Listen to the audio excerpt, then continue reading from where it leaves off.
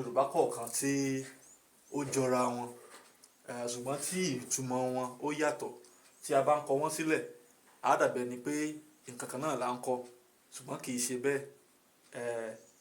Ìtumọ̀ wọn ó yàtọ̀. Ìkan nínú wọn ni ọ̀rọ̀ tí a máa ń kọ pẹ̀lú í, bí àti há. Í, bí àti há.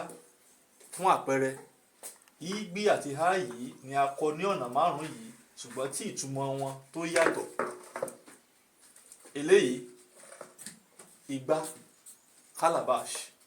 Igbá, calabash. Yorùbá ní igbá ni wọ́n ń pa, ẹnìkan kì í pa àwo.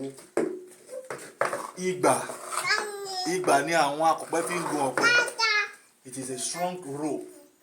The palm wine tappers usually use it, or those who want to harvest the palm fruits use it to climb the palm tree. Igbà ni à ń pè é, igbà. Àtúndì èyí tí à ń pè ní igba. Eléyìí jẹ́ òǹkà Yorùbá 200. Igba, 200. Igba. Yorùbá sọ wípé ṣé ìgbà yìí láàárọ̀ tí arúgbó rẹ̀ ń kọgbà. Ìgbà yìí láàárọ̀ tí arúgbó rẹ̀ ń kọgbà. They use that proverb to challenge people, or to kind of chastise those who fail to do the right thing the right time. They will ask them, is this the right time that your old man or old woman will now say I have the energy to make 200 ifs per day? Ìgbà yìí láàárọ̀ tarúgbó ń kọgbà. Àtúndì èyí tí à ń pè ní ìgbá, garden egg. Ìgbá, garden egg. Àwọn mìíràn máa pè ní ikàn, ṣùgbọ́n àwọn mìíràn ń pè ní ìgbá, òní garden egg.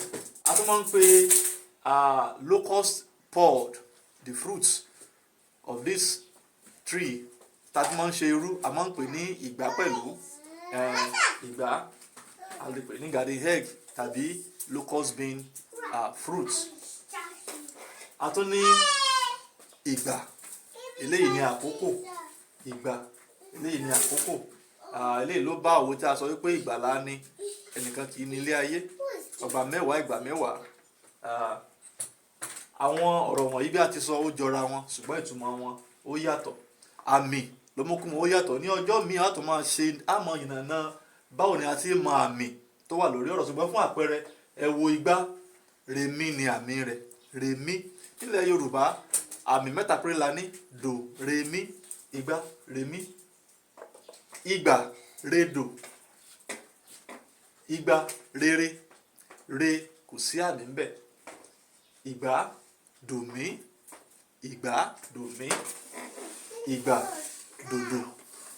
Ẹ rí i pé èdè Yorùbá dùn gan. For some of you are asking me, maybe I study Yoruba language. Well, I didn't study Yoruba language. Actually, I'm a crop science lecturer. That's what I do if I lecture in the university. But our language is part of our life. Either you are a professor of English or mathematics, never leave your language.